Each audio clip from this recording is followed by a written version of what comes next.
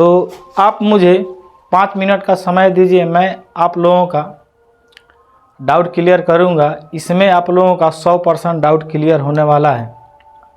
यदि आप लोग बिहार बोर्ड के स्टूडेंट हैं तो इस क्लास को मिस मत कीजिएगा, ठीक है, क्योंकि इस क्लास में आप लोगों का डाउट क्लियर होने वाला है और इसमें हम लोग एक से बढ़कर एक क्वेश्चन को देखेंगे। हम लोग इस क्लास में उसी क्वेश्चन को देखेंगे जो बिहार बोर्ड से रिलेटेड क्वेश्चन है, ठीक है। तो आप लोग अपने कॉपी और कलम को खोल कर बैठ जाइए और जितना मैं बात बता रहा हूँ उसको आप लोग नोट डाउन करते चलिए, ठीक है। तो सबसे पहले हम लोग देखते हैं कि इसमें देखिए नियामक ज्यामिति में सबसे पहले हम लोग जानेंगे कि नियामक क्या होता है, ठीक है, क्योंकि नियामक से रिलेटेड प्रश्न होता है। यदि किसी बिंदु का, इसको क्वाड्रेंट बोला जाता है, इसको क्या बोलते हैं, क्वाड्रेंट बोलते हैं, क्वाड्रेंट, ठीक है। तो यदि किसी बिंदु का क्वाड्रेंट निकालना हो, नियामक निकालना हो तो कैसे निकालेंगे, ठीक है। और किसी बिंदु का नियामक कितना होता है, ठीक है, कितना संख्या मिलेगा तो एक नियामक बनेगा, उसको मैं बता रहा हूँ, ठीक है। तो देखिए यह हो गया क्वाड्रेंट, ठीक है। इसमें मान लीजिए कि यहाँ पे कोई बिंदु है, यहाँ पे कोई बिंदु है, इस बिंदु का नाम है P, ठीक है। तो अब इसमें यदि पूछा जाए कि इस P का नियामक क्या होगा, इस P का नियामक क्या होगा, तो आप क्या बताइएगा। तो सबसे पहले देखिए नियामक में हम लोग x अक्ष का दूरी लिखते हैं, उसके बाद में y अक्ष का दूरी लिखते हैं, ठीक है। तो सबसे पहले देखते हैं कि x अक्ष पे यह किसके सामने है। तो यदि यहाँ से मिलाएंगे, ऐसे मिलाएंगे तो कहाँ मिला, 3 पर मिला। तो सबसे पहले आप लोग याद रखिएगा, पहले x का वैल्यू लिखा जाता है, x मिला कितना, 3। अब इसमें y पर मिलाएंगे तो 2 पर मिल रहा है, ठीक है। तो यह जो बिंदु है P, इस बिंदु का नियामक बोलेंगे 2 और 3, ठीक है। तो वैसे निकाला जाता है नियामक को। देख लेते हैं कि x अक्ष पे कहाँ पे मिल रहा है और y अक्ष पे कहाँ पे मिल रहा है। जहाँ पे मिलेगा वहीं क्या हो जाएगा, उस बिंदु का नियामक हो जाएगा और इसी संख्या को नियामक बोला जाता है, ठीक है। अब हम लोग जानेंगे कि जो x अक्ष है, x अक्ष, इस पे 2 प्रकार के वैल्यू होता है, y अक्ष पर भी 2 प्रकार के वैल्यू होता है, जिसमें एक वैल्यू ऐसा होता है जो धनात्मक होता है और एक वैल्यू ऐसा होता है जो ऋणात्मक होता है। तो ऋणात्मक कौन वैल्यू होगा और धनात्मक कौन वैल्यू होगा उसको देखते हैं। तो यहाँ पे जो बिंदु दिख रहा है या यहाँ पे O लिखा हुआ है, आप इसको भी पढ़ सकते हैं, 0 भी पढ़ सकते हैं, ठीक है। तो यह जो बिंदु है यहाँ पे, इसको बोला जाता है मूल बिंदु। क्या बोला जाता है, इसको मूल बिंदु बोला जाता है, ठीक है। तो मूल बिंदु से दाहिना साइड में जब जाइएगा, राइट साइड में जाइएगा, RHS राइट साइड में जब जाइएगा तो आपको प्लस वैल्यू मिलेगा। इधर दाहिना साइड, इधर जाना है तो कौन वैल्यू मिलेगा, प्लस वाला वैल्यू मिलेगा। अब ओरिजिन से मतलब मूल बिंदु से बायां साइड में जाइएगा, LHS में जाइएगा, लेफ्ट साइड में जाइएगा तो आपको मिलेगा माइनस वाला वैल्यू। इतना बात याद हो गया। मूल बिंदु के ओरिजिन पॉइंट से दाहिना साइड में जाएंगे, RHS में जाएंगे तो प्लस वाला वैल्यू मिलेगा और बायां साइड में आएंगे तो माइनस वाला वैल्यू मिलेगा। ऊपर जाएंगे, ऊपर अप में UP उत्तर प्रदेश, अप में यदि जाते हैं y अक्ष पर ऊपर जाते हैं तो प्लस वाला वैल्यू मिलेगा और नीचे जब आते हैं, आप नीचे आते हैं तो माइनस वाला वैल्यू मिलेगा। तो आप लोगों को क्लियर हो गया होगा कि x अक्ष पर 2 दूरी होता है, एक प्लस वाला दाहिना साइड में प्लस वाला, बायां साइड में माइनस वाला, y अक्ष में डबल वैल्यू, ऊपर प्लस वाला नीचे माइनस वाला। इतना आप लोगों को क्लियर हो गया। बिंदु P का नियामक, चाहे कोई भी बिंदु यदि क्वाड्रेंट में दिया रहे तो उसका आप लोग नियामक भी निकाल सकते हैं, ठीक है। अब देखिए मेन पॉइंट यहाँ पे, यह एग्जाम व्यू से यहाँ पे पॉइंट लिखा गया है, ठीक है, एग्जाम के लिए लिखा गया है। पूछता है ऑब्जेक्टिव में कि x अक्ष से y दूरी कितना होगा, चाहे x अक्ष से y नियामक कितना होगा, ठीक है। तो x याद रखिएगा, x अक्ष से y नियामक 0 होता है और y अक्ष से x नियामक भी 0 होता है, ठीक है, 0 होता है। उसके बाद में यहाँ पे लिखा गया है मूल बिंदु का नियामक कितना होता है, तो मूल बिंदु का नियामक होता है 0 0, क्योंकि यहाँ पे रहना है, यहाँ पे रहना है, यहाँ से हिलना नहीं है, ठीक है।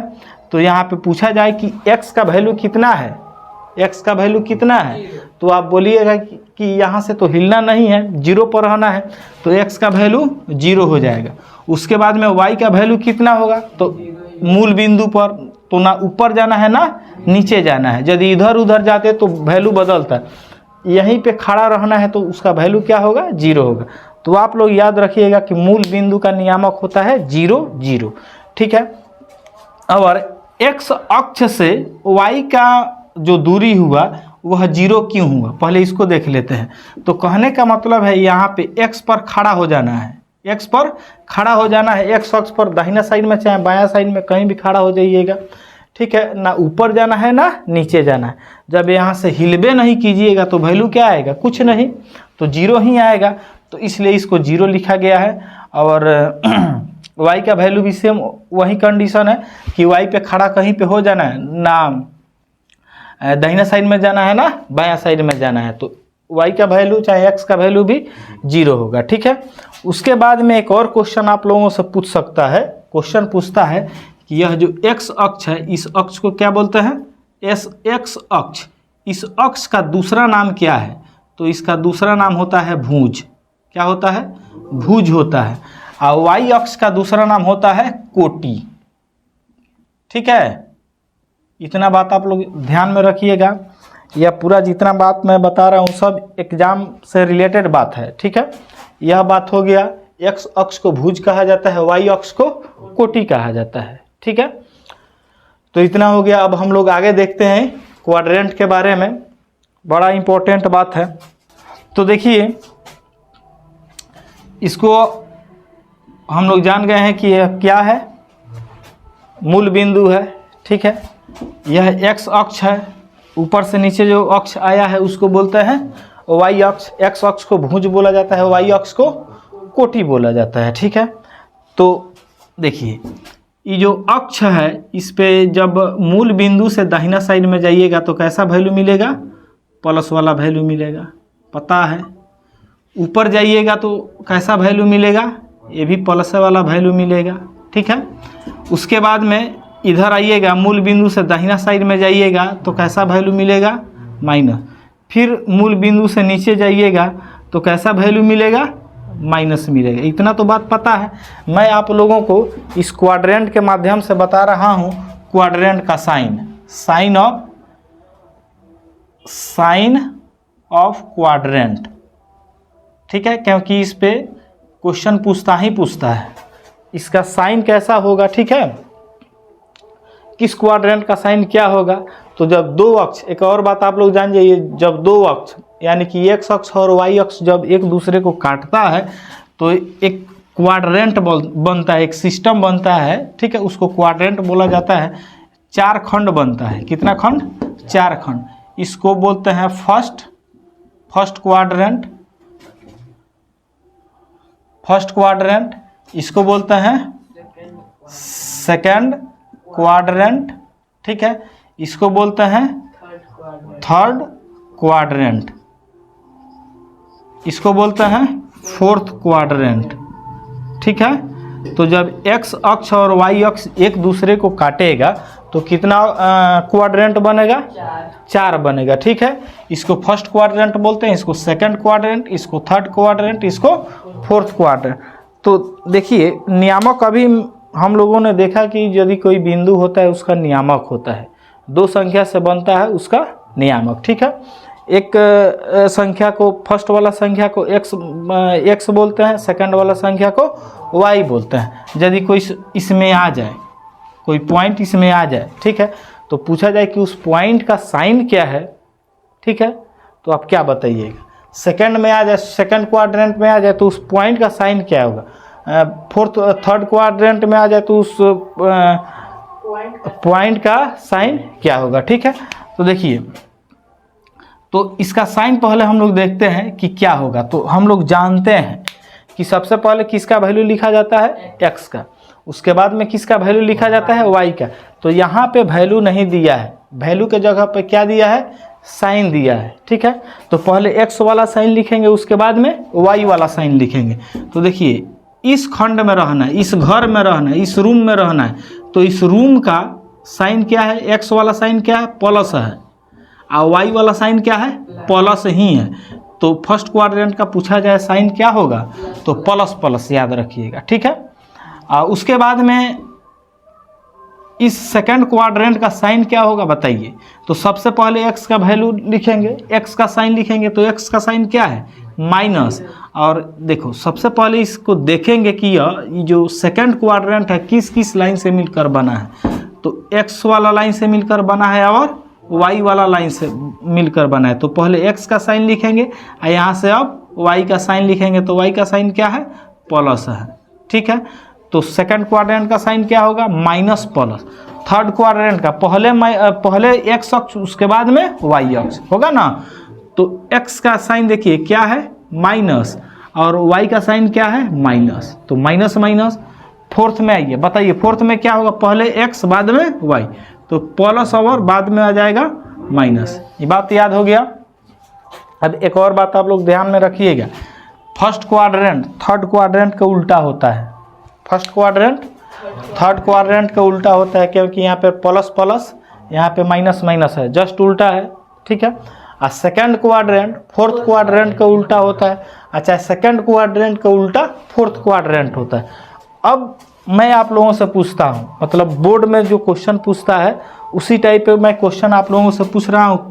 यदि आ जाए क्वेश्चन कि 2 और 3 किस क्वाड्रेंट में होगा, ठीक है, 2 और 3 किस क्वाड्रेंट में होगा, किस चतुर्थांश में होगा, चतुर्थांश में होगा, क्वेश्चन पूछता है, ऑब्जेक्टिव में होगा, ठीक है। तो बताइए क्या बताइएगा। तो सबसे पहले ये जो 2 3 है, 2 और 3 है, इसका साइन देखेंगे, बस साइन ही मेन है। तो इसका साइन क्या है, प्लस, और इसका भी साइन क्या है, प्लस। तो प्लस प्लस क्या है, आ गया प्लस प्लस, ठीक है। तो प्लस प्लस देखिए किस में है, फर्स्ट क्वाड्रेंट में। तो इसका आंसर क्या होगा, फर्स्ट क्वाड्रेंट होगा, ठीक है, फर्स्ट क्वाड्रेंट होगा। यदि क्वेश्चन नंबर 2 में आ जाए -2 और -3, ठीक है, -2 -3 किस क्वाड्रेंट में होगा, तो आप क्या बताइएगा। तो चिन्ह से मतलब है, तो क्या है, माइनस माइनस, तो इसमें है माइनस माइनस, कौन क्वाड्रेंट, थर्ड क्वाड्रेंट में, ठीक है। उसके बाद में एक और मैं क्वेश्चन दे देता हूँ। मान लीजिए कि -3 आ जाए, -3 आ जाए और प्लस में 8 आ जाए, चाहे हम प्लस नहीं रहे, यह किस क्वाड्रेंट में जाएगा, या किस क्वाड्रेंट में जाएगा। तो यहाँ पे माइनस है, यहाँ पे प्लस है, minus plus minus plus minus plus यहाँ पे है, तो यह किस क्वाड्रेंट में जाएगा, सेकंड क्वाड्रेंट में जाएगा, ठीक है। एक और मैं क्वेश्चन दे देता हूँ, 4 नंबर 7 है या -6 है, बताइए यह किस क्वाड्रेंट में जाएगा। तो यहाँ पे साइन क्या है, प्लस, यहाँ पे साइन क्या है, माइनस। तो प्लस माइनस किस में है, फोर्थ में। तो इसका क्या होगा, कौन सा क्वाड्रेंट होगा, फोर्थ क्वाड्रेंट होगा, ठीक है। तो ऐसे बिंदु दे देगा, पॉइंट नियामक दे देगा और पूछेगा कि यह क्वाड्रेंट में है। अब उसमें दे देगा first quadrant, second quadrant, third quadrant, fourth quadrant, ठीक है। अब देख लेना है, साइंस से मिला लेना है, जिसमें ही जाएगा उस पर टिक मार देना है, हो जाएगा, ठीक है। अब हम लोग चलते हैं डिस्टेंस फार्मूला पर। ये तो इतना हो गया, अब डिस्टेंस फार्मूला की तरफ चलते हैं, जिस पे क्वेश्चन पूछता है, ऑब्जेक्टिव में ही पूछता है। तो अब हम लोग देखते हैं डिस्टेंस फार्मूला को, दूरी सूत्र को, ठीक है। तो यहाँ पे हेडिंग बनाते हैं, दूरी सूत्र,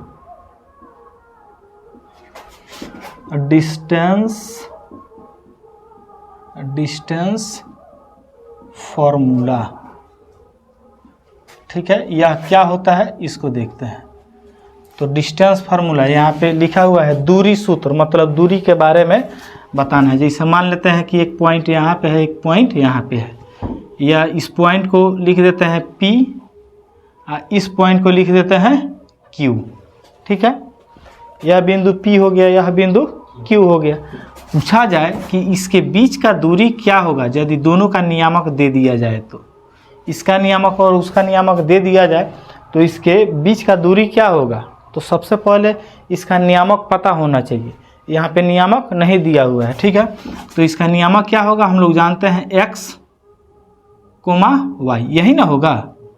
अच्छा, इसका भी नियामक क्या होगा, कोई भी बिंदु हो उसका नियामक x y ही होगा, ठीक है। उसका नियामक क्या होगा, x y ही होगा। लेकिन देखिए यह P अलग दूरी पर है, यहाँ पे है, यह यहाँ पे, तो दोनों का नियामक सेम हो सकता है, नहीं होगा। तो जब सेम नहीं होगा तो इसको बदल देते हैं, ठीक है। इसको बना देते हैं x1 y1 और इसको बना देते हैं x2 y2। अब इसका एग्जैक्ट नियामक आ गया, ठीक है। P का नियामक क्या होगा, क्या हो गया, x1 y1, Q का नियामक क्या हो गया, x2 y2। तो इसका भी नियामक दे दिया, इसका भी नियामक दे दिया। अब इसका फॉर्मूला क्या होगा, इसका दूरी क्या होगा। तो दूरी को 2 लेटर से सूचित किया जाता है। इसका मतलब हो गया P से Q तक के बीच की दूरी, ठीक है। PQ का मतलब क्या होगा, Q से लेकर P के बीच की दूरी। तो इसका फॉर्मूला होता है रूट अंडर फर्स्ट वाला में से फर्स्ट वाला को घटाइए, ठीक है। x1 माइनस x2 इसका होल स्क्वायर कर दीजिए प्लस, फिर सेकंड वाला में से सेकंड वाला को घटा दीजिए, y1 माइनस y2 हो जाएगा, इसका होल स्क्वायर कर दीजिए। आपका बहुत प्यारा सा फॉर्मूला सामने आ गया, ठीक है। इस फॉर्मूला पे क्वेश्चन पूछता है, ऑब्जेक्टिव में पूछता है, दे देगा। जैसे देखिए अब कैसे देगा, जैसे मैं यहाँ पे मैं लिख देता हूँ, जैसे दे देगा P का नियामक, P का नियामक का साइन है, ठीक है। P का नियामक 2 3 और Q का नियामक मान लीजिए कि 5 7 रहे, ठीक है। तो इसके बीच का दूरी क्या होगा, यहाँ पे अब P का वैल्यू कितना आ गया है, P का वैल्यू आ गया है 2 3 और Q का वैल्यू कितना आ गया है 5 और 7 आ गया है, ठीक है। तो इसके बीच का दूरी क्या होगा, ठीक है। इसको निकालते हैं, चलिए। तो देखियो फर्स्ट वाला जो वैल्यू होगा, फर्स्ट वाला वैल्यू होगा, इसको क्या बोलेंगे, x1 बोलेंगे, ठीक है। तो x1 का वैल्यू कितना है, 2 है। इस वैल्यू को बोलेंगे y1, 3 है। यानी कहने का मतलब है कि जो फर्स्ट वाला वैल्यू होता है उसका नियामक क्या होता है, x1 y1। तो यह x1 का वैल्यू होगा, यह y1 का वैल्यू होगा। और सेकंड वाला जो पॉइंट होता है उससे x2 और y2 का वैल्यू निकलता है। तो x2 का वैल्यू कितना हो गया, 2, और y2 का वैल्यू कितना हो गया, 7 हो गया, ठीक है। अब निकालना क्या है, PQ निकालना है। तो रूट अंडर क्या होता है, फॉर्मूला क्या होता है, तो x1 माइनस x2 का whole square plus y1 minus y2 का होल स्क्वायर। कटा तो नहीं क्या ना, रूट अंडर। देखिए अब देखो x1 का वैल्यू कितना है, 2, x1 का वैल्यू 2, x2 का वैल्यू 5, तो 2 माइनस 5 का whole square plus y1 minus y2। तो y1 का वैल्यू कितना है, 3, माइनस y2 का वैल्यू कितना है, 7 है। इसका स्क्वायर कर देंगे। देखिए तो 2 में से 5 घटेगा तो माइनस 3 आ जाएगा, इसका स्क्वायर करेंगे, प्लस 3 में से 7 घटेगा तो कितना हो जाएगा, -4, इसका स्क्वायर हो गया। इधर बना देता हूँ, ठीक है। रूट के अंदर ही, जब तक रूट के अंदर काम फाइनल नहीं होगा तब तक रूट चलते जाएगा, ठीक है। बाद में देखेंगे कि यह रूट हटेगा कि नहीं हटेगा। 3 का वर्ग क्या होगा, 9 हो जाएगा, और माइनस का वर्ग क्या होगा, प्लस हो जाएगा। तो प्लस को नहीं लिखेंगे। 4 का वर्ग क्या हो जाएगा, 16 हो जाएगा, ठीक है।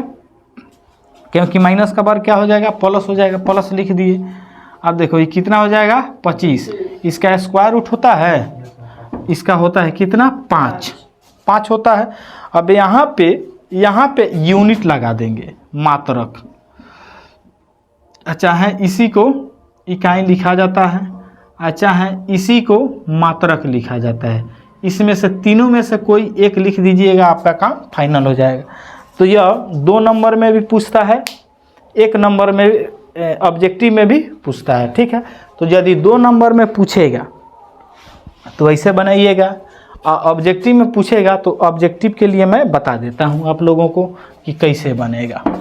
देखिए, मान लीजिए कि P का नियामक 5 3 है और Q का नियामक है 2 3, ठीक है। इतना है ऑब्जेक्टिव के लिए, फॉर ऑब्जेक्टिव, ठीक है। ऑब्जेक्टिव के लिए तो इतना तो तामझाम करने का कोई ज़रूरत नहीं है, डायरेक्ट क्या करेंगे, डायरेक्ट पहिलका में से पहिलका को घटा देंगे तो कितना होगा, 5 में से 2 घटेगा तो कितना होगा 3, इसका स्क्वायर कर देंगे प्लस, और दूसरा में से दूसरा को घटा देंगे तो 3 में से 3 घटेगा कितना हो जाएगा 0, इसका स्क्वायर कर दो, काम हो गया। तो 3 का स्क्वायर कितना होगा 9 और प्लस 0, ये कितना हो जाएगा 9, 9 का वर्गमूल कितना हो जाएगा 3, ऑप्शन में देख के मार देंगे, ठीक है। यह था ऑब्जेक्टिव के लिए, वो था सब्जेक्टिव के लिए। सब्जेक्टिव जब पूछेगा तो फार्मूला के साथ में बनाइएगा, तब 2 नंबर मिलेगा, नहीं तो नहीं मिलेगा। ऑब्जेक्टिव में पूछेगा तो उतना काम झाम करने का कोई ज़रूरत नहीं है। फर्स्ट वाला में से फर्स्ट वाला को घटा के स्क्वायर कर दीजिए, सेकंड वाला में सेकंड वाला को घटा कर स्क्वायर कर दीजिए, उसके बाद में कैलकुलेशन कर लीजिए, आपका काम फाइनल हो जाएगा, ठीक है। तो यही था डिस्टेंस फार्मूला, ठीक है।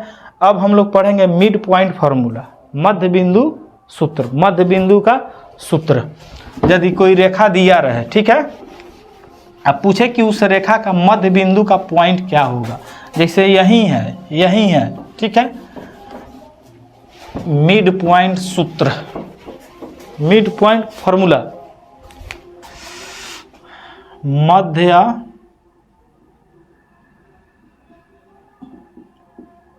बिंदु का सूत्र, ठीक है। इसका होता है मिड पॉइंट फॉर्मूला, यही होता है मिड पॉइंट फार्मूला। तो कैसे निकलेगा इसको देखते हैं, फिर वही काम करेंगे। यहाँ पे एक बिंदु P है, यहाँ पे एक बिंदु Q है, इसका क्या होगा x1 y1 होगा नियामक, इसका क्या होगा x2 और y2 होगा, ठीक है। तो इसको और इसको मैंने मिलाया, ठीक है, मिला दिया। अब इसके बीच में कहीं ना कहीं यहाँ पे कोई ना कोई पॉइंट होगा, मिड पॉइंट उसको बोलेंगे, क्या बोलेंगे मिड पॉइंट। जैसे मान लीजिए कि M, ठीक है। तो इसका जो नियामक होगा वह क्या होगा, इसको देखेंगे कि इसका नियामक क्या होगा। तो इसका नियामक होता है, फर्स्ट में फर्स्ट को जोड़ दीजिए, x1 प्लस x2 कर दीजिए, अब बटा 2 कर दीजिए, कोमा सेकंड वाला में सेकंड वाला को जोड़ दीजिए, y1 प्लस y2 कर दीजिए, अब बट्टा में 2 कर दीजिए, हो गया।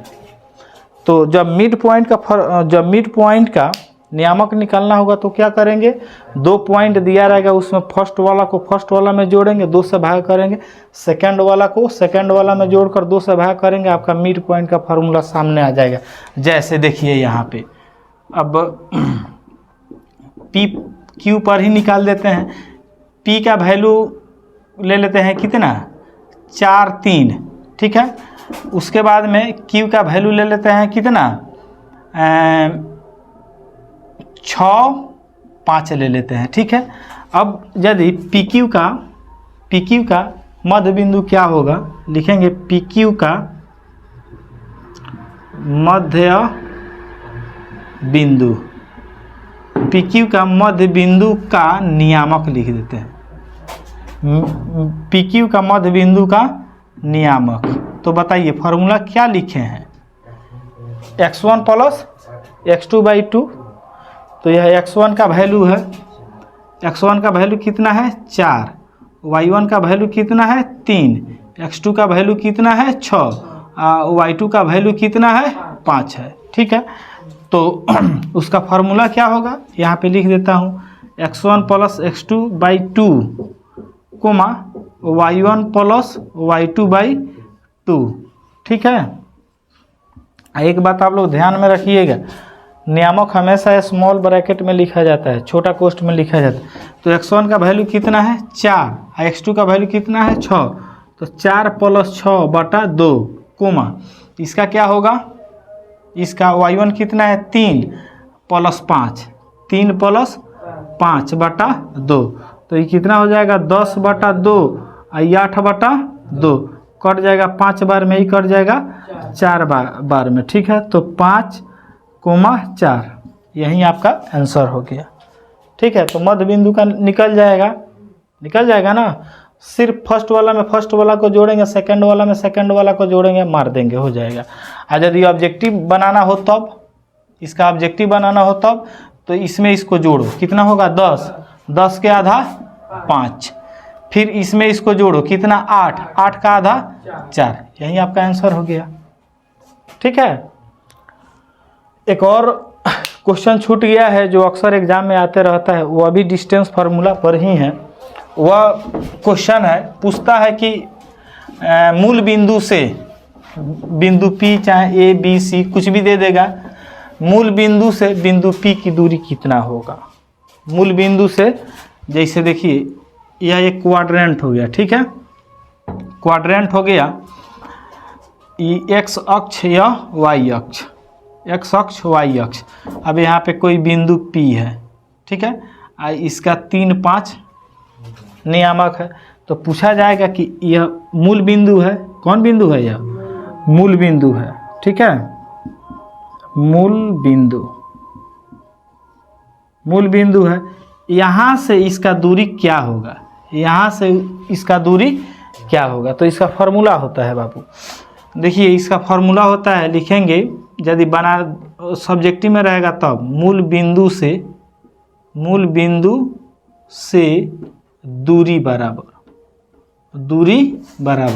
तो फार्मूला होता है √x² + y²। याद रखिएगा क्या होता है, x² + y², बस इतना ही होता है। तो यहाँ पे देखिए, यही जब अकेले है तो इसमें x1 y1 नहीं लिखेंगे, अकेले है तो सिर्फ x और y लिखेंगे। तो x का वैल्यू कितना है 3 है, तो 3 का स्क्वायर प्लस 5 है तो 5 का स्क्वायर। ठीक है, कितना हो जाएगा 9 + 25 कितना हो जाएगा 34, 34 का वर्गमूल नहीं निकलेगा, बस इतना ही हो जाएगा दूरी, इतना मात्रक लिख लेना।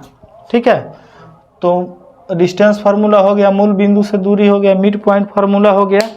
अब हम लोग चलते हैं संरेख पर। ठीक है, कॉलिनियर पॉइंट भी पूछता है। तो नेक्स्ट क्वेश्चन है, कह रहा है क्वेश्चन, डिस्टेंस फार्मूला द्वारा जांच करें कि बिंदु 1, 5, 2, 3 और -2, -11 संरेख हैं, यानी कि कॉलिनियर है।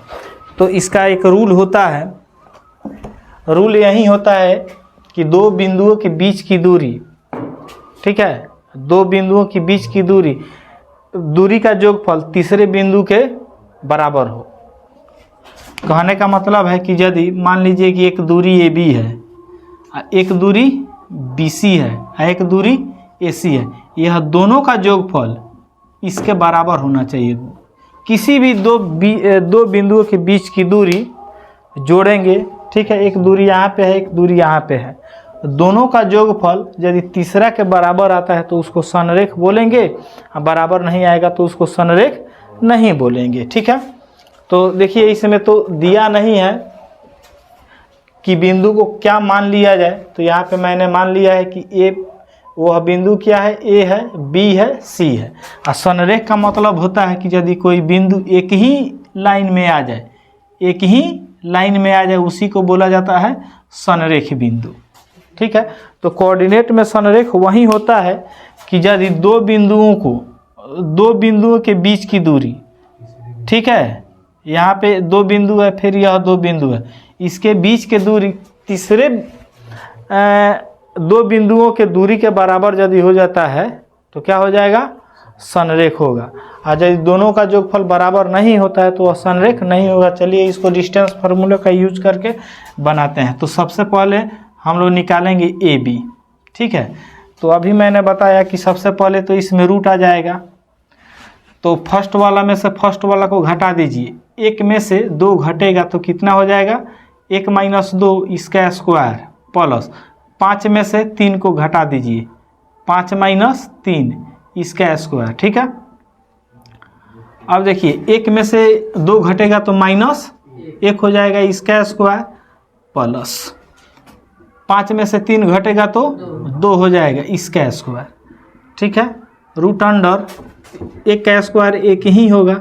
अब प्लस कितना हो जाएगा 4 बराबर कितना हो जाएगा 5। इसका वर्गमूल नहीं निकलेगा, बस इतना इकाई लिख कर छोड़ देंगे। छोड़ दिए, उसके बाद में क्या निकालेंगे, BC निकालेंगे, ठीक है। B और C के बीच की दूरी निकालेंगे। तो सेम वही काम करेंगे, फर्स्ट वाला में से फर्स्ट वाला को घटा दीजिए, ठीक है। 2 - -2, ठीक है, ये घटा दिए प्लस सेकंड में से सेकंड को घटाइए, 3 माइनस घटाना है कितना, -11 को घटाना है, इसलिए यहाँ पे डबल माइनस आ गया है। कितना माइनस, डबल माइनस आ गया है यहाँ पे। एक तो फार्मूला का है या एक वैल्यू का है। तो अब देखिए 2 माइनस प्लस 2 आई सब का स्क्वायर प्लस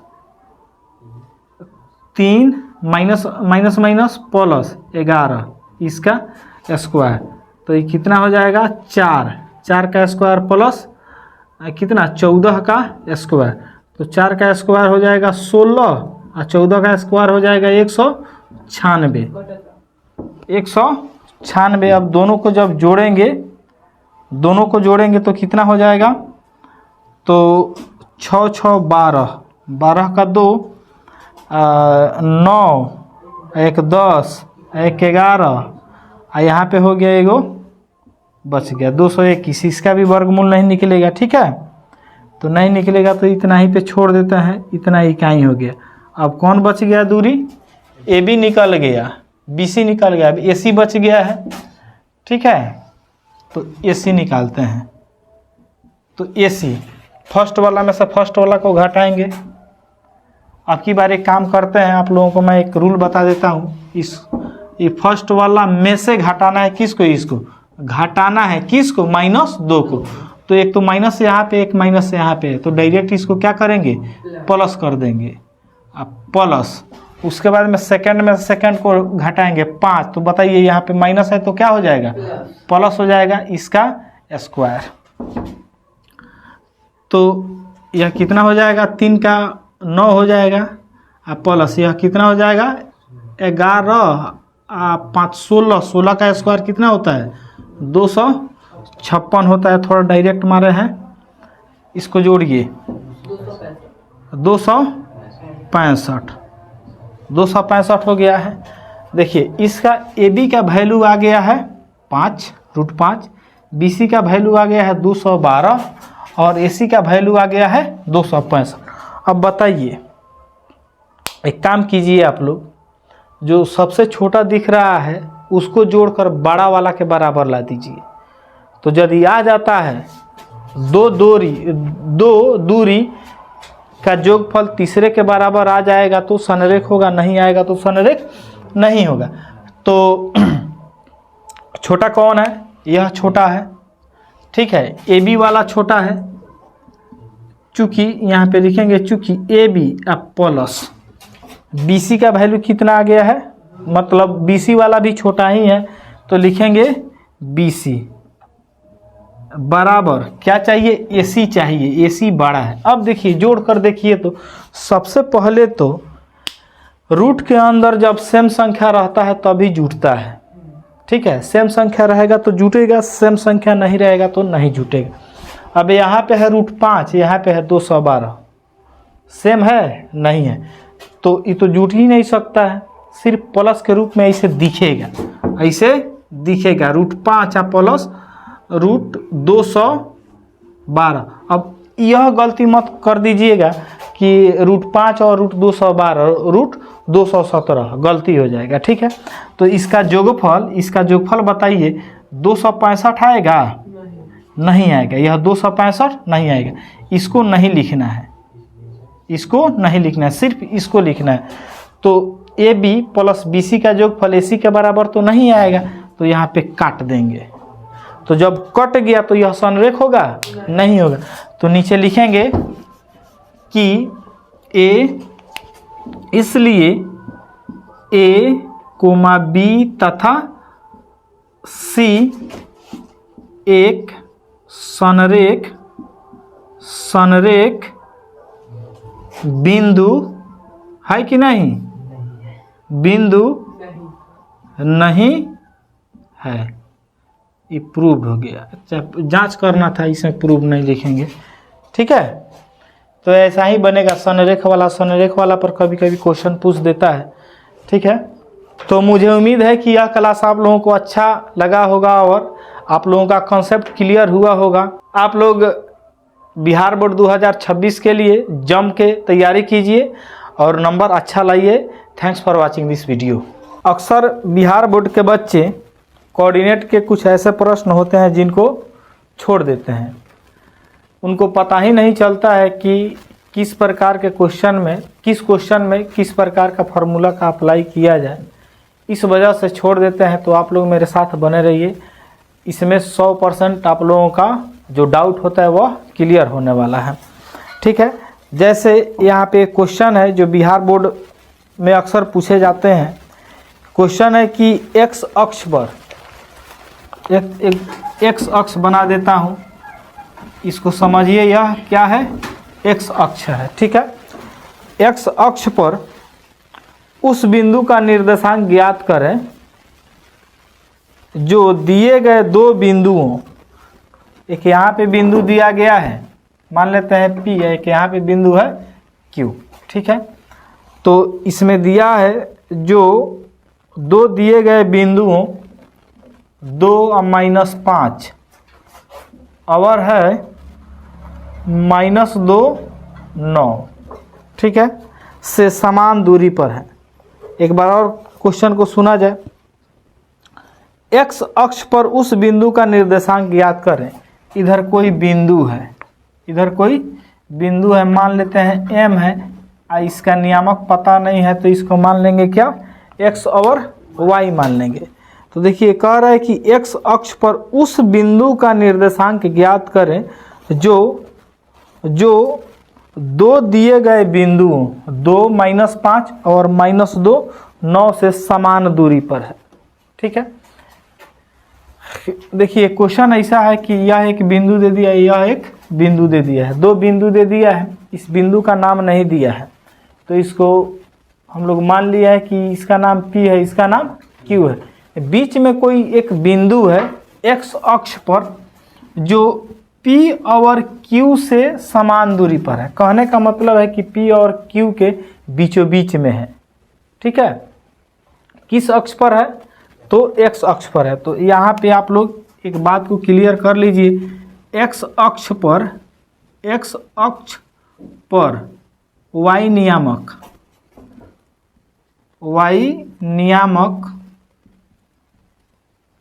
0 होता है। y नियामक क्या होता है? 0 होता है। और y अक्ष पर x नियामक 0 होता है। इस बात को आप लोग याद रख लीजिएगा क्योंकि यहाँ से क्वेश्चन को पूछा जाता है। x अक्ष पर y नियामक 0 होता है और y अक्ष पर x नियामक 0 होता है, ठीक है। तो यहाँ पे कह रहा है कि x अक्ष पे, तो एक और बात आप लोग समझ जाइए। सबसे पहले x का वैल्यू लिखा जाता है, उसके बाद में y का वैल्यू लिखा जाता है। सबसे पहले x का वैल्यू और बाद में y का वैल्यू। तो देखिए पहले क्या है? x है, बाद में y है। यहाँ तक तो ठीक है। कह रहा है किस अक्ष पे? तो x अक्ष पे। तो जिस अक्ष का नाम बोलेगा ना उसको ऐसा ही रहने देंगे और दूसरा जो नहीं बोलेगा वहाँ पे 0 रख देंगे। अब इसको हम लोग पढ़ेंगे x अक्ष पर, y का वैल्यू 0 है तो यह हो गया x अक्ष पर। और यदि ऐसे रहे वाई 0 और वाई रहे तो इसको बोलेंगे वाई अक्ष पर। क्या बोलेंगे इसको?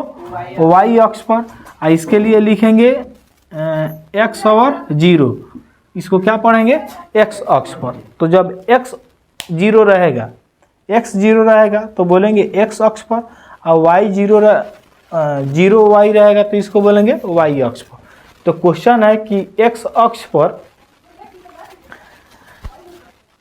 अक्ष पर उस बिंदु का निर्देशांक ज्ञात करें जो दो दिए गए बिंदु यह और यह दो दिए गए बिंदुओं से यह समान दूरी पर है। ठीक है, तो मान लेते हैं कि वह बिंदु क्या है? M है, जो P और Q से समान दूरी पर है। ठीक है, तो इसमें x का वैल्यू निकालना है। क्या निकालना है? x का वैल्यू निकाल देना है, अपना काम हो जाएगा। तो देखिए लिखेंगे माना P का नियामक कितना हो गया? 2 और -5, और Q का नियामक -2 और 9 है। ठीक है, M माने हैं M का नियामक क्या है? x और 0 है। ठीक है, इतना दे दिया है। तो यहाँ पे आप लिखेंगे बनाने का तरीका। देखिए ये सब्जेक्टिव क्वेश्चन है। ठीक है, लिखेंगे चूंकि M P और Q से क्या है? समान दूरी पर है, समान दूरी पर है, समान दूरी पर है। तो देखिए M P और Q से समान दूरी पर है, इसका मतलब है कि PM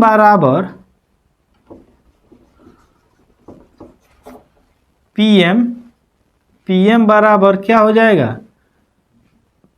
QM। क्या हो जाएगा? PM बराबर QM। यहाँ पे देखिए जितना दूरी यह है उतना ही दूरी यह है। कहाँ से? M से जितना दूरी इधर P तक है उतना ही दूरी M से कहाँ तक है? Q तक है। ठीक है, तो देखो तो इसको क्या लिखेंगे? PM बराबर QM। अब यदि आप लोग इस पे यदि स्क्वायर कर देते हैं तो कोई फर्क पड़ने वाला नहीं है। जब बराबर आ जाएगा, दोनों जब बराबर आ जाएगा तो इसको स्क्वायर कर दीजिएगा, क्योंकि इससे एक फ़ायदा होने वाला है। फ़ायदा यह है कि हम लोग जानते हैं कि PQ का यदि डिस्टेंस फार्मूला जानते हैं तो क्या होता है? तो x1 माइनस x2 का whole square plus y1 minus y2 का होल स्क्वायर, इतना ही ना होता है।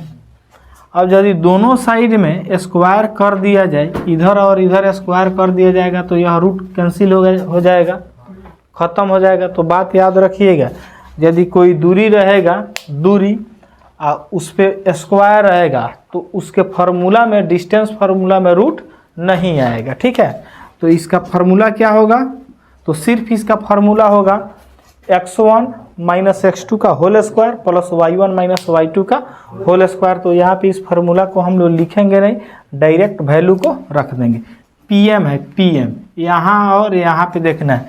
तो होता क्या है कि फर्स्ट में से फर्स्ट को घटा देते हैं, तो 2 माइनस x को घटाकर इसका स्क्वायर कर देंगे, प्लस सेकंड में से सेकंड को घटा देंगे। तो सेकंड में क्या है?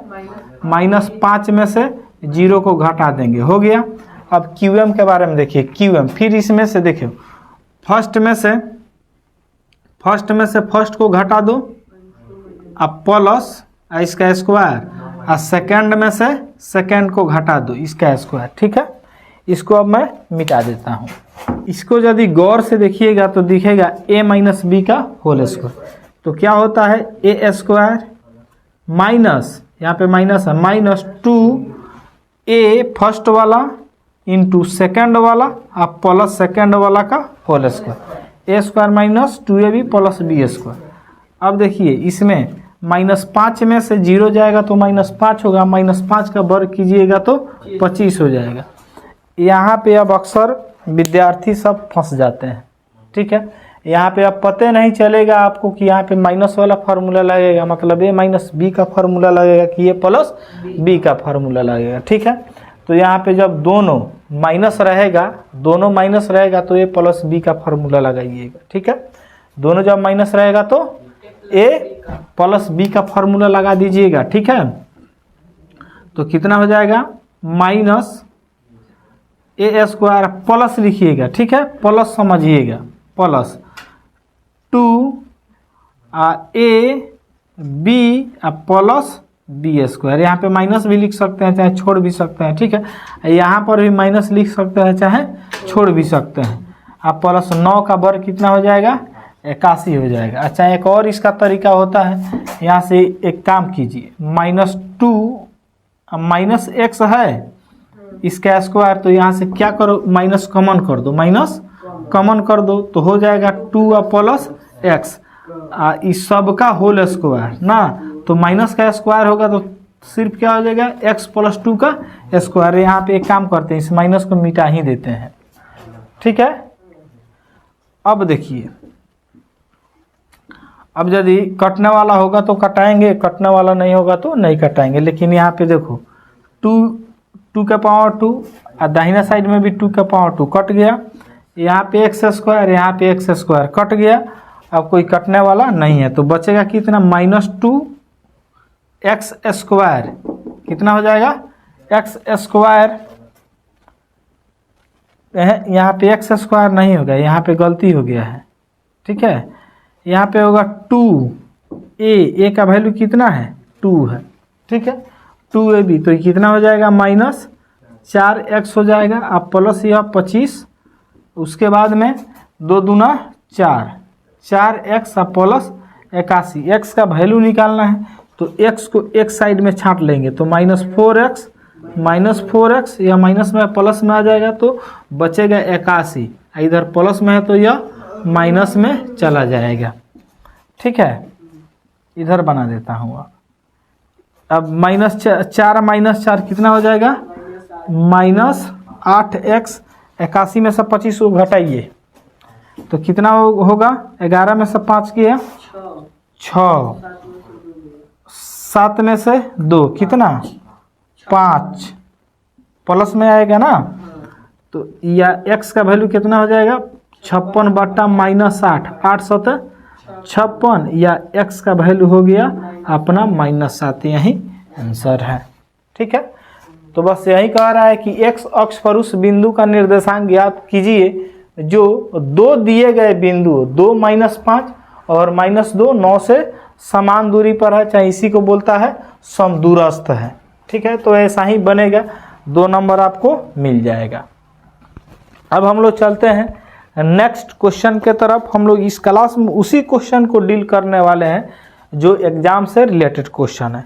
एक और क्वेश्चन है, तो देखिए क्वेश्चन नंबर 2 में है कि यदि दो बिंदुओं P 2 -3 एवं Q 10y के बीच की दूरी 10 इकाई हो तो y का मान ज्ञात करें। देखिए ऐसे है क्वेश्चन, समझिए, एक लाइन है। ठीक है, यहाँ पे एक बिंदु है, कितना बिंदु P है, इसका नियामक दे दिया है 2 और -3। यहाँ पे एक बिंदु Q है, इसका नियामक दे दिया है 10, y। ठीक है, इसके बीच की दूरी यहाँ से यहाँ तक की बीच की दूरी कितना है 10 इकाई है, 10 इकाई है। ठीक है, तो बोल रहा है y का मान कितना होगा, y का मान ज्ञात कीजिए। तो देखिए खूब बढ़िया से देखिएगा, सेम जो फर्स्ट वाला क्वेश्चन था वही क्वेश्चन है, लेकिन थोड़ा सा बदल दिया गया है। उसमें था समदूरस्थ वाला, माने समान दूरी वाला, और इसमें समान दूरी नहीं देकर दोनों के बीच की दूरी दे दिया है। ठीक है, तो एक यहाँ पे बिंदु है, एक यहाँ पे बिंदु है। एक बात समझिए, एक यहाँ पे बिंदु है, एक यहाँ पे बिंदु है। यह दोनों 10 इकाई के दूरी पर फिक्स कर दिया गया है, इसको एडजस्ट कर दिया गया है, जिसमें फर्स्ट वाला जो बिंदु है इसका नियामक दे दिया है, सेकंड वाला बिंदु का नियामक दिया है, लेकिन इसमें एगो बाकी है, तो जो बाकी है उसी का वैल्यू निकालना है। चलिए देखते हैं सॉल्यूशन में। p का वैल्यू दे दिया है, p का वैल्यू 2 माइनस 3। उसके बाद में q का वैल्यू दे दिया है कितना, 10 कोमा y दे दिया है। ठीक है, चूंकि PQ बराबर दे दिया है कितना, 10 इकाई। PQ बराबर कितना दे दिया है, 10 इकाई दे दिया है। तो एक काम करते हैं, यहाँ पर भी यदि इसका वर्ग कर दें, अच्छा डिस्टेंस फार्मूला यहाँ पे लगेगा। देखिए अब आपको कब पता चलेगा कि डिस्टेंस फार्मूला लगाना है, तो जब दो बिंदु दे दे P और Q दोनों एक साथ दे दे तो वहाँ पे डिस्टेंस फार्मूला लगेगा। तो जैसे P और Q एक साथ दे दिया है तो यहाँ पे कौन फार्मूला लगेगा, डिस्टेंस फार्मूला। और आप लोग जानते हैं कि डिस्टेंस फार्मूला में रूट आता है। ठीक है, तो उस रूट को हटाने के लिए यहाँ पे स्क्वायर कर देंगे तो वह रूटवा हट जाएगा। तो दोनों साइड में वर्ग जब करेंगे तो यहाँ पे हो जाएगा PQ स्क्वायर और यहाँ पे हो जाएगा 10 का स्क्वायर। ठीक है, तो PQ स्क्वायर, इसका मतलब है कि अब यहाँ पे फार्मूला रूट हट गया है। अब यहाँ पे इसका फार्मूला लिखिए, तो PQ, तो फर्स्ट वाला में से फर्स्ट वाला को घटा देंगे, 2 में से 10 को घटा देंगे प्लस, उसके बाद में सेकंड वाला में से सेकंड वाला को घटा देंगे, -3 माइनस y का होल स्क्वायर कर देंगे। ठीक है, और 10 का स्क्वायर कितना हो जाएगा, 100 हो जाएगा। यहाँ तक क्लियर हो गया। अब देखिए 2 में से 10 घटेगा तो कितना आएगा, -8 स्क्वायर। यहाँ पे अभी बताए हैं दोनों जब माइनस है तो प्लस वाला फार्मूला लगा देंगे तो क्या हो जाएगा, 3 का स्क्वायर अब प्लस 2ab अब प्लस b स्क्वायर बराबर यह 100 का 100। इधर अब कुछ छेड़छाड़ नहीं करेंगे, जो काम करना है इधर ही करना है। तो ये कितना हो जाएगा, 64 हो जाएगा। 9 अब प्लस 6y ना, अब प्लस y स्क्वायर बराबर 100 हो गया। अब इसको जोड़ देते हैं, 64 9 कितना हो जाएगा, 73। 64 9 73 हो जाएगा, प्लस 6y अब प्लस y स्क्वायर, प्लस में है तो इधर खींच लेंगे, माइनस में हो जाएगा, इधर बच जाएगा 0। अब एक काम करते हैं, इसको सजा देते हैं, यह हो जाएगा y स्क्वायर प्लस 6y। अब देखो 73 में से 100 को घटाना है तो -27 बराबर 0। अब देखिएगा गौर से तो यह दिखेगा कि यह आ गया द्विघात समीकरण। ठीक है, द्विघात समीकरण आ गया है। तो इसको गुणनखंड विधि द्वारा इसको हल करेंगे, y का वैल्यू निकालेंगे। तो देखिए यहाँ पे सबसे पहले देखिए इसका रूल होता है कि लास्ट में माइनस है तो इसको घटाकर 6 ला देंगे। अब कैसे घटाएंगे, तो 27 है तो 27 कौन पहाड़ा में है, 3 के पहाड़ा में है। यह जो 27 है यह 3 के पहाड़ा में है, 3 9 27 और 9 में से 3 घटेगा 6 आ जाएगा। प्लस वाला साइन लाना है तो बड़का को प्लस करेंगे, छोटका को माइनस करेंगे, अपना काम हो जाएगा। तो यहाँ पे लिख देते हैं कि y स्क्वायर प्लस कितना लिखेंगे, 9y माइनस 3y माइनस 27 बराबर 0। अब इधर लिख देते हैं। देखिए अब यह 4 भाग में बट गया। 4 भाग में जब कोई इक्वेशन बढ़ जाता है तो वहाँ से कॉमन किया जाता है। तो ये इसमें से क्या कॉमन होने वाला है, तो y कॉमन होने वाला है। तो y जब कॉमन होगा तो यहाँ पे बच जाएगा y प्लस 9। आप यहाँ से माइनस कॉमन करेंगे क्योंकि यहाँ पे प्लस प्लस है, यहाँ पे माइनस माइनस है। यह प्लस प्लस, यह माइनस माइनस, इसके कंपैरिजन में यह उल्टा है। तो उल्टा को सीधा करने के लिए याद रखिएगा माइनस ही कॉमन किया जाता है। और दोनों में 3 कॉमन है तो 3 को जब कॉमन करेंगे तो y प्लस 9 बराबर कितना हो जाएगा, 0। या y plus 9 into y minus 3 बराबर कितना हो जाएगा, 0 हो जाएगा। ठीक है, इसके बाद में लिखेंगे जब y प्लस 9 बराबर 0 तो y बराबर कितना हो जाएगा, -9। जब y माइनस 3 बराबर 0 तो y बराबर क्या हो जाएगा, सिर्फ 3। तो इसका दो आंसर होगा, y बराबर -9 और 3, यही दोनों आंसर हो जाएगा। हाँ -3 और 9 दिया है। ठीक है, बात समझ में आ गया।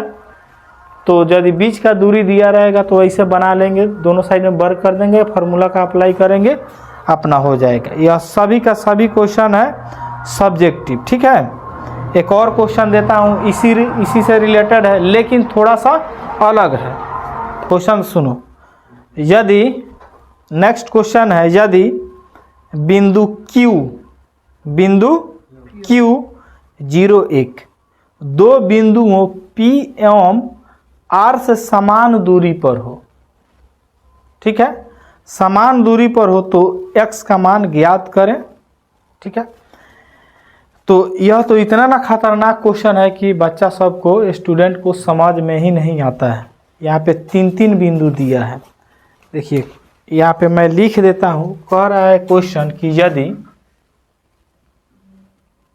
यदि बिंदु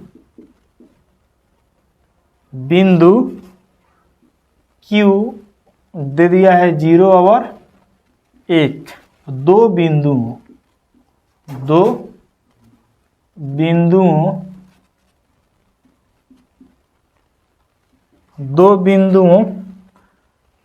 P का दे दिया है 5 -3 तथा R दे दिया है x, 6 से समान दूरी पर है। बस इतना ही सा हम लोगों का मतलब है। यहीं से क्वेश्चन को हम लोग पकड़ेंगे। ठीक है, जो क्वेश्चन भाग रहा है इसको हम लोग इतना ही से पकड़ लेंगे, हो जाएगा। क्वेश्चन एक बार सुन लीजिए। यदि बिंदु Q 0 1 दो बिंदुओं P तथा R से समान दूरी पर है। कौन समान दूरी पर है? यह। एक बात आप लोग समझ लीजिएगा, ट्रिक से समझिएगा कि यह एक प्रकार का ट्रिक ही है। जो बिंदु तथा से जुड़ा रहेगा, और से जुड़ा रहेगा, चाहे एंड से जुड़ा रहेगा, चाहे एवं से जुड़ा रहेगा, ठीक है, दो बिंदु और से जब जुड़ा रहेगा तो समझिएगा एक फर्स्ट वाला बिंदु है, एक सेकंड वाला। कहने का मतलब है कि यदि इसका फिगर बनाइएगा तो यहाँ पे आ जाएगा P और यहाँ पे आ जाएगा R। ठीक है, की अलग है, ठीक है, Q अलग है। तो P आ गया शुरू में, R आ गया लास्ट में। इस बात को याद रखिएगा। यदि बीच में तथा रहे, और रहे, एवं रहे तो समझिएगा कि फर्स्ट में, मतलब यह बिंदु फर्स्ट में आएगा और यह बिंदु लास्ट में आएगा और यह बिंदु बीच में आएगा। ठीक है, तो P का वैल्यू कितना दे दिया है? 5 -3। R का वैल्यू कितना दे दिया है? x, 6। अच्छा, इस अब बीच में कहीं एक बिंदु है Q, ठीक है, इसका कितना दे दिया है? 0 और 1 दे दिया है। ठीक है, दोनों बराबर है। तो लिखेंगे यहाँ पे सॉल्यूशन में। देखिए फर्स्ट वाला जो क्वेश्चन था ना, सेम इसी पे आधारित क्वेश्चन था। तो वहाँ पे x का वैल्यू क्या था? x निकालना था, y 0 था, लेकिन सेम यही सिस्टम था। वहाँ पे फर्स्ट वाला क्वेश्चन में यहाँ का वैल्यू निकालना था, इस क्वेश्चन में यहाँ का वैल्यू निकालना है। काम होगा सेम वही। ठीक है, लिखेंगे P का नियामक कितना दे दिया है? तो 5 दे दिया है -3। Q का नियामक 0, मतलब यही मूल बिंदु है। समझिए यह क्या है? मूल बिंदु है, बीच में है तो मूल बिंदु है। और R का नियामक कितना दे दिया है? x, 6। लिखेंगे चूंकि Q बिंदु P और बोलो R से क्या है? हाँ, समान दूरी पर है, समान दूरी पर है। तो इसलिए क्या हो जाएगा? PQ बराबर QR ना। अब दोनों साइड में स्क्वायर कर दो। स्क्वायर क्यों किया है? तो रूट हटाने के लिए तो अब देखो पी क्यू पर ध्यान दीजिए, पी और क्यू पर। तो 5 में से 0 घटेगा, 5 में से 0 घटेगा इसका स्क्वायर प्लस -3 में से 1 घटेगा। ठीक है, यह हो गया। अब देखेंगे क्यू और आर। तो फर्स्ट में से फर्स्ट को घटाइए, 0 माइनस एक्स इसका स्क्वायर प्लस, अब सेकंड में सेकंड 1 में से 6, चलो अब काम कर दो। तो ये 5 में से 0 जाएगा 5, सीधे हो जाएगा 25, यह हो जाएगा -3 गो -1 गो -4 गो, और 4 का स्क्वायर कीजिएगा 16। ठीक है, आई हो जाएगा सिर्फ एक्स स्क्वायर, 1 में से 6 घटेगा 5, अब 5 का वर्ग कितना हो जाएगा 25। देखिए काटाकुटी कर देते हैं, दोनों साइड में 25 दिख रहा है ना। इसको अब पलट देते हैं, एक्स स्क्वायर को पहले लिख देते हैं और 16 को बाद में लिख देते हैं। तो एक्स का वैल्यू क्या हो जाएगा प्लस माइनस और 16, या एक्स बराबर आगे आगे बोल, तू बोली ना मानी बोली। तो ये समझ में आ गया। तो देखिए अक्सर बच्चे इतना लंबा चौड़ा फार्मूला को देखकर डर जाते हैं। ठीक है, कि आखिर यह क्या है और इसका यूज कहाँ होने वाला है। तो इसका यूज कोऑर्डिनेट ज्योमेट्री में जब त्रिभुज का क्षेत्रफल निकाला जाता है वहाँ पे होता है। तो आप लोग डरिए मत, मेरे साथ बने रहिए, मैं आप लोगों को याद कराऊंगा बस चुटकियों में। ठीक है, तो डरने का नहीं, सिर्फ मेरे साथ बने रहने का। ठीक है, तो देखिए इसमें होता क्या है, इसकी एक ट्रिक आप लोग समझ लीजिए। 23, 31, 12, 23, 31, 12 हो गया, याद हो गया। 23, 31, 12, 23, 31, 12, 23, 31, 12 3 बार पढ़िएगा, आपके भेजा में जाएगा, सीधे कहाँ जाएगा भेजा में। 23, 31, 12 हो गया। उसके बाद में तो 23, 31, 12 के बीच में माइनस होना चाहिए, गैप क्या होना चाहिए, माइनस होना चाहिए। 23, 31, 12 मतलब y के साथ में 23, 31, 12, y2 minus y3, y3 minus y1, y1 minus y2, यही है 23, 31, 12 का खेल। ठीक है, 23, 31, 12 का खेल क्या है, y2 minus y3, y3 minus y1, y1 minus y2। अब x का बारी आ गया, x में देखिए 1 2 3 क्या है 1 2 3, x में क्या है 1 2 3। तो x में 1 के साथ में 23, 2 के साथ 31, 3 के साथ 12, 1 के साथ 23, 2 के साथ 31, 3 के साथ 12, 1 के साथ 23, 2 के साथ 31, 3 के साथ 12। बस, तो पढ़ेंगे कैसे, अभी इसको छोड़ देते हैं। x1 into y2 minus y3 plus x2 y3 minus y1 plus x3 y1 minus y2, सबके यहाँ पे क्या है इंटू का साइन है। ठीक है, अब फाइनल देखिए, फाइनल रिजल्ट आप लोगों के सामने जा रहा है 1/2, क्या बोलेंगे 1/2 into x1 into y2 minus y3 plus x2 y3 minus y1 plus x3 into y1 minus y2। इसको अपने भेजा में, इस खोपड़ी में इसको सेट कर लीजिएगा, तो इस पे जो क्वेश्चन आएगा वह छूटेगा नहीं। ठीक है, अब इस पे क्वेश्चन किस टाइप का आएगा उसको मैं बता देता हूँ। ठीक है, गारंटी है, मेरा 100% गारंटी है कि इस पर क्वेश्चन आएगा ही आएगा। जैसे देखिए एक क्वेश्चन है, उस त्रिभुज का क्षेत्रफल ज्ञात करें जिसके शीर्ष बिंदु, यहाँ पे एक त्रिभुज है, ऐसे त्रिभुज दे दिया है, इसको मान लेता है हम A, इसको B, इसको C। तो दे दिया है 2 3, उसके बाद में -1 0, उसके बाद में 2 और -4। इसको खूब बढ़िया से देख लीजिएगा, आप लोगों का क्वेश्चन छूटेगा नहीं। ठीक है, तो ये तो बात याद हो गया। 1 नंबर 23, 2 नंबर 31, 3 नंबर 12, इसको अपने मगज में सेट कर लीजिए, बैठा लीजिए। ठीक है, क्योंकि आप लोगों के लाइफ में यह बहुत बड़ा काम देने वाला है। ठीक है। तो देखिए इसका क्षेत्रफल निकालना है, इसका इस त्रिभुज का पूरा क्षेत्रफल निकालना है। कोऑर्डिनेट ज्योमेट्री में तो कैसे निकाला जाता है, तो बहुत लंबा चौड़ा फॉर्मूला है। अब मुझे शायद उम्मीद है कि आप लोगों के दिमाग में यह घुस गया होगा, समा गया होगा, सेट हो गया होगा। तो यहाँ पे लिखेंगे, देखिए सॉल्यूशन मैं कर रहा हूँ, ठीक है।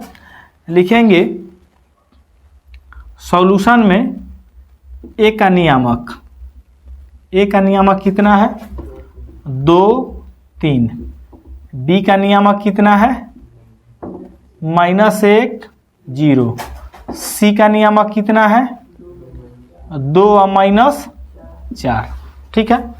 अब बताओ जी x1 का वैल्यू कितना है 2, y1 का वैल्यू कितना है 3, x2 का वैल्यू कितना है -1, y2 का वैल्यू कितना है 0, x3 का वैल्यू कितना है 2, y3 का वैल्यू कितना है y3 का वैल्यू है -4, ठीक है। इतना हो गया। अब हम लोग लिखेंगे डायरेक्ट यहाँ पे त्रिभुज का क्षेत्रफल बराबर, ठीक है। तो ऊपर आप लोग देखिएगा मत, यहाँ पे बोलो जी 1/2 into x1 23, y2 minus y3, x2 31, y3 minus y1, x3 12, तो y1 माइनस y2 हो गया।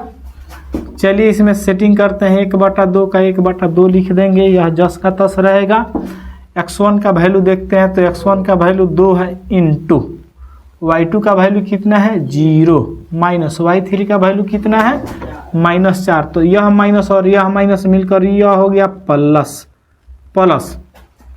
x2 का वैल्यू कितना है -1, तो यह प्लस और यह माइनस, ठीक है। यह प्लस और माइनस मिल गया, क्या हो गया -1 इंटू y3 का वैल्यू कितना है y3 कितना है -4, और y1 का वैल्यू कितना है 3, ठीक है।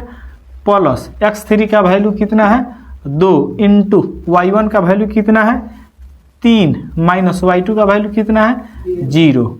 यहाँ पे सेटिंग करने में कोई दिक्कत? चलिए आगे देखिए, 1/2 इंटू 2 गुना 4 हो जाएगा, माइनस है तो माइनस कितना हो जाएगा -7 हो जाएगा, प्लस 2 गुना 3 हो जाएगा। उसके बाद में 1/2 इंटू कितना हो जाएगा 8, प्लस 7 प्लस 6 हो गया। तो ये हो जाएगा 1/2 इंटू कितना 8 7 15, 15 को 6 को 21 को 10.5, कितना हो जाएगा 10.5, तो 10.5 क्षेत्रफल आ गया। तो यहाँ पे लिखेंगे वर्ग इकाई। क्षेत्रफल का मात्रा क्या होता है वर्ग होता है। यही आपका प्यारा सा आंसर हो गया, ठीक है। तो मुझे उम्मीद है कि यह फार्मूला आप लोगों के दिमाग में सेट हो गया होगा और यह सॉल्यूशन भी समझ में आ गया होगा।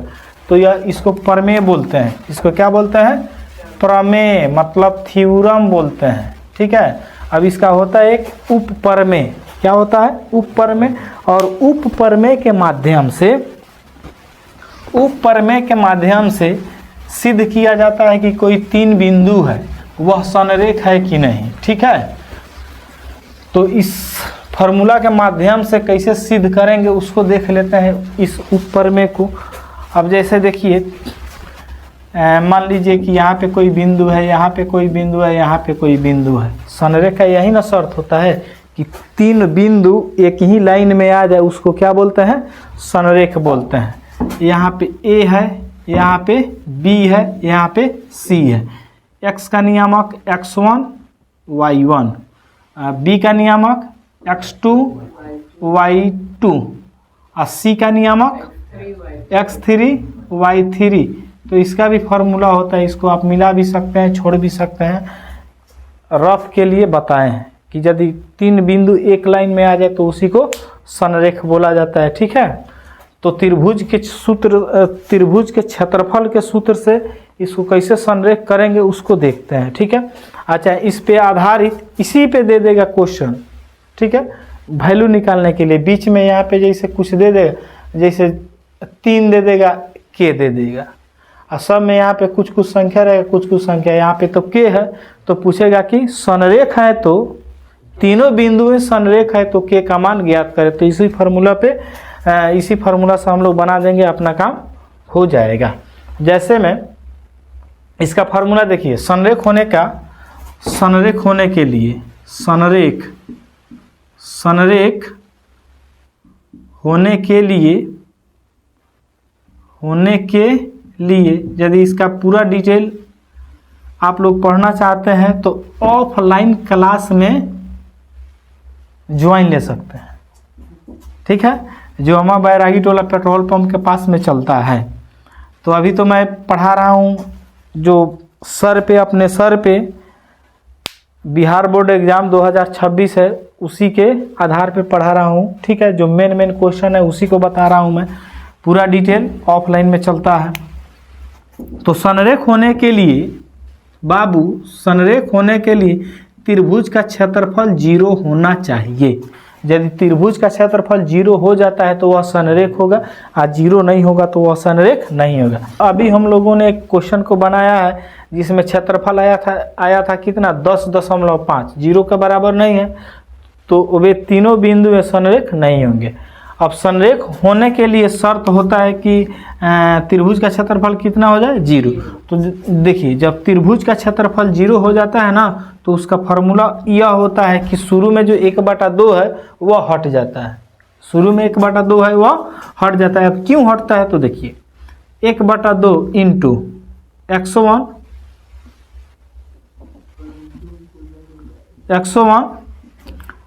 y2 minus y3 plus x2 into y3 minus y1 plus x3 into y1 minus y2 बराबर 0 है। तो देखो ना जी, यह गुना में है, यह गुना में है, तो उधर जाएगा तो भागा होगा, तो ये खुद हट जाएगा ना। 0 में इसको जाकर भाग करना है, तो 0 में कोई भी संख्या भाग करता है तो फाइनली क्या हो जाता है, 0 हो जाता है। तो अब अपने पास एक फार्मूला आ गया, यह यदि संरेख पर यदि कोई क्वेश्चन देता है, संरेख पर यदि कोई क्वेश्चन देता है तो इसका यह फार्मूला लगाएंगे, ना कि 1/2 वाला फार्मूला लगाएंगे, ठीक है। अब इस फार्मूला के अप्लाई करके कैसे निकाला जाएगा कि ABC यदि कुछ दे तो उसका वैल्यू कैसे निकाला जाएगा उसको देखते हैं। सबसे पहले एक क्वेश्चन देख लेता हूँ, दिखाता हूँ। क्वेश्चन है कि नीचे दिए गए बिंदु संरेख हों, नीचे दिए गए बिंदु संरेख हों तो प्रत्येक स्थिति में के का मान ज्ञात करें। जैसे कि यहाँ पे क्वेश्चन दे दिया है, 7 है या -2 है, उसके बाद में है 5 और 1 है, उसके बाद में है 3, के है। देखो के का मान ज्ञात करना है, कह रहा है कि यदि ये तीनों बिंदु में संरेख हो, क्वेश्चन में कह दिया है कि संरेख है तो के का मान ज्ञात करें। चलिए बनाते हैं, लिखेंगे माना ए का नियामक 7 - 2, बी का नियामक 5, 1, सी का नियामक 3 और के। हो गया, इतना हो गया। चलो x1 का वैल्यू कितना है, 7, y1 का वैल्यू कितना है, -2, x2 का वैल्यू कितना है, 5, और y2 का वैल्यू कितना है, 1। अच्छा, x3 का वैल्यू कितना है, 3, y3 का वैल्यू कितना है, के है, ठीक है। लिखेंगे, क्वेश्चन में दिया है कि चूंकि ये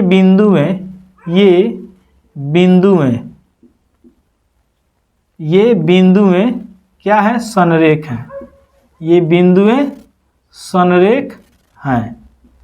तो जब संरेख हैं तो क्या होगा, त्रिभुज का क्षेत्रफल 0 हो जाएगा। त्रिभुज का क्षेत्रफल बराबर क्या हो जाएगा, 0। बस समझ में आया, जब संरेख होगा तो त्रिभुज का क्षेत्रफल 0 हो जाएगा, और चाहे त्रिभुज का क्षेत्रफल 0 होगा तो तीनों बिंदुएं संरेख हो जाएंगे, ठीक है। तो यह बात दिया है, इसको लिखेंगे। तो इसके लिए फार्मूला क्या है, तो यहाँ पे सामने यहाँ पे झलक रहा है, ठीक है। तो होगा x1 into y2 minus y3 plus x2 y3 minus y1 plus x3 y1 minus y2 बराबर कितना हो जाएगा, 0 हो जाएगा। अब इधर वाला मिटा देता हूँ, ठीक है, क्योंकि इसका कोई ज़रूरत अब है नहीं। चलो जी रखो, वैल्यू रखो। तो x1 का वैल्यू कितना है, 7 है, इंटू y2 का वैल्यू 1 है, माइनस y3 का वैल्यू की, प्लस x2 का वैल्यू 5 इंटू y3 का वैल्यू की, माइनस y1 का वैल्यू, तो ये प्लस 2 हो जाएगा, प्लस x3 का वैल्यू 3 इंटू y1 का वैल्यू यहाँ पे है कितना है, -2, माइनस y2 का वैल्यू 1 है, बराबर 0। सभी वैल्यू को रख दिए। चलो अब बनाते हैं। तो ये कितना हो जाएगा, 7 में 1 से गुना होगा 7 माइनस 7 के हो जाएगा, प्लस 5 के प्लस 10 हो जाएगा, प्लस 3 गुना माइनस 3 होगा, बराबर 0 हो गया। तो अब देखो जी, पहले इसको काम कर दे, इसका काम कर देते हैं। 7 माइनस 7 के प्लस 5 के प्लस 10 प्लस माइनस माइनस 9 बराबर 0। अब देखो एक जात वाला मतलब संख्या यहाँ पे है, यहाँ पे है, यहाँ पे है, तीनों एक जात का है। तो 7 हुआ 10 हुआ 17 गो, 17 गो में से 9 गो चल जाएगा तो आ जाएगा 8 गो, माइनस 7 के या प्लस 5 के, ठीक है, माइनस 2 के बराबर 0। तो माइनस 2 के बराबर कितना हो जाएगा, -8, माइनस से माइनस गायब हो गया, या के बराबर कितना हो जाएगा, 8/2 बराबर 4 दूना 8, यानी के का वैल्यू हो जाएगा आपका कितना, 4। यही आपका आंसर हो गया। यह बड़ा VBI क्वेश्चन है क्योंकि इस पे क्वेश्चन पूछता है, ठीक है। तो मुझे उम्मीद है कि आप लोग इस वीडियो से बहुत खुश हुए होंगे। यदि आपको खुशी महसूस हो रही है, ठीक है, तो लाइक कर दें, अपने दोस्तों में शेयर करें, और इस चैनल पर नए हैं तो इस चैनल को सब्सक्राइब कर लें ताकि कोई भी वीडियो मेरा अपलोड होता है तो सबसे पहले आपके पास पहुंचे। Thanks for watching this video. देखिए अक्सर बच्चे विभाजन सूत्र को देखकर या सेक्शन फार्मूला को देखकर घबरा जाते हैं, यह क्या है और इस पे क्वेश्चन का सॉल्यूशन कैसे होगा। तो आप लोग मुझे सिर्फ 5 मिनट का समय दीजिए, मैं आप लोगों को सिखाऊंगा सेक्शन फार्मूला क्या होता है और इस पे आधारित क्वेश्चन को सॉल्व कैसे किया जाता है, ठीक है। और इस फार्मूला पर आधारित क्वेश्चन बिहार बोर्ड में अक्सर पूछे जाते हैं। तो आप लोग मुझे 5 मिनट का समय दीजिए, मैं आप लोगों को दूंगा 10 मार्क्स। क्या फार होता रही। तो देखिए सेक्शन फार्मूला होता क्या है, विभाजन सूत्र होता क्या है। जैसे यहाँ पे एक लाइन है, यह हो गया लाइन। सेक्शन का मतलब समझिए, सेक्शन का मतलब होता है विभाजन, और विभाजन का मतलब होता है तोड़ना, टुकड़ा होता है, ठीक है। तो एक बिंदु यहाँ पे है, मान लो कि बिंदु P है, यहाँ पे बिंदु Q है, इसका नियामक x1 और y1 होगा, और इसका नियामक क्या होगा, x2 और y2 होगा, ठीक है। फर्स्ट वाला है तो फर्स्ट वाला में फर्स्ट लिखेंगे, ठीक है, 1 1 लिखेंगे, और सेकेंड वाला में 2 2 लिखेंगे, ठीक है। अब बीच में कोई एक बिंदु है, यहाँ पे मान लेते हैं कि M बिंदु है, M नहीं, यहाँ पे मान लेते हैं R बिंदु है। क्या है, R है। इस रेखा को काट रहा है, ठीक है। जो PQ रेखा है इसको काट रहा है, 2-3 भाग में, 2 भाग में, 3 भाग में, जितना मन करे उतना मान सकते हैं, लेकिन अक्सर लास्ट 5 भाग तक आता है, ठीक है। 10th क्लास में 5 भाग तक आता है। और इसमें देखिए विभाजन सूत्र 2 प्रकार के होता है, एक होता है अंतः विभाजन सूत्र और एक होता है बाह्य विभाजन सूत्र। तो 10th क्लास में सिर्फ अंतः विभाजन सूत्र पढ़ना है, उसी का सूत्र हम लोग देखने वाले हैं कि बनेगा कैसे। तो PQ एक रेखा है, P का नियामक Q का दे दिया है, R कोई बिंदु इसको काट रहा है, ठीक है। वह कितना भाग में काट रहा है, इधर कितना भाग है इधर कितना भाग है वह पता नहीं है, तो उसको हम मान लेते हैं कि m भाग, इधर वाला भाग m है और इधर वाला भाग n है। ठीक है, इधर वाला भाग m है, इधर वाला भाग n है। तो इसका जो नियामक आएगा x और y का जो वैल्यू आएगा वह कितना आएगा उसको देखते हैं। ठीक है, तो देखिए लिखेंगे r का x नियामक, क्या लिखेंगे r का x नियामक। तो इसका होता है सेक्शन फार्मूला सा होता है mx2 plus nx1 by m plus n होता है। ठीक है, x नियामक यदि पूछा जाए x नियामक तो क्या होगा mx2 plus nx1 by m plus n, mx2 plus nx1 by m plus n। और यदि पूछा जाए r का y नियामक क्या होगा तो सेम टू सेम यही काम होगा my2 प्लस n y1 बटा m प्लस n, बस यही हो गया। यदि दोनों को एक साथ लिखा जाए, r का नियामक एक साथ लिखा जाए तो ऐसे लिखेंगे mx2 plus nx1 by m plus n comma my2 plus ny1 बटा m प्लस n हो जाएगा, यही होता है। ठीक है, यह हो गया सेक्शन फार्मूला। अब इस पे आधारित क्वेश्चन को हम देखते हैं, आप लोगों को दिखाते हैं। तो क्वेश्चन है यहाँ पे, क्वेश्चन है कि उस बिंदु का निर्देशांक ज्ञात करें, उस बिंदु का निर्देशांक ज्ञात करें जो दो बिंदुओं -1 एवं 4 - 3 को 2:3 के अनुपात में विभाजित करता है। ठीक है, एक रेखा है, यहाँ पे मैं लिख देता हूँ, एक रेखा है, इस रेखा का नाम नहीं दिया है, हम मान लेते हैं कि यह P है या Q है। ठीक है, इसका नियामक दे दिया है कितना -1 और 7, इसका नियामक दे दिया है 4 - 3। ठीक है, अब कोई एक बिंदु है इधर कोई बिंदु है। ठीक है, क्या मान लें, ए मान लेते हैं। ठीक है, आर कुछ भी मान सकते हैं। इधर वाला दाहिना साइड में 2 भाग में बांट रहा है, बायां साइड में 2 भाग में और दाहिना साइड में 3 भाग में बांट रहा है इस रेखा को। तो बताना है कि इसका नियामक क्या होगा। ठीक है, एक बार और समझ लीजिए, यह एक रेखा है, इसका नाम क्या हो गया P और Q, टोटल लंबाई क्या है PQ है। तीसरा कोई रेखा बिंदु आया, इसको काट दिया, इधर बायां साइड में 2 भाग में काट रहा है, इधर 2 भाग में काट रहा है और इधर 3 भाग में काट रहा है। तो बताना है कि x का वैल्यू कितना होगा और y का वैल्यू कितना होगा। तो चलिए सॉल्यूशन करते हैं। सॉल्यूशन में लिख देंगे माना a का वैल्यू, a नहीं p का -1 और 7, q का क्या हो जाएगा 4 - 3। ठीक है, a का क्या हो जाएगा xy। ठीक है, तो देखिए जी m का वैल्यू कितना,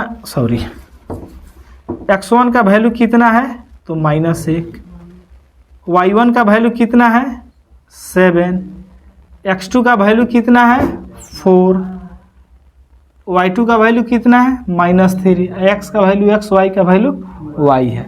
उसके बाद में m का वैल्यू कितना है 2, n का वैल्यू कितना है 3। देखिए पहले m है तो पहले इसको मानेंगे m, लास्ट में n है तो इसको मानेंगे n, सब वैल्यू आ गया।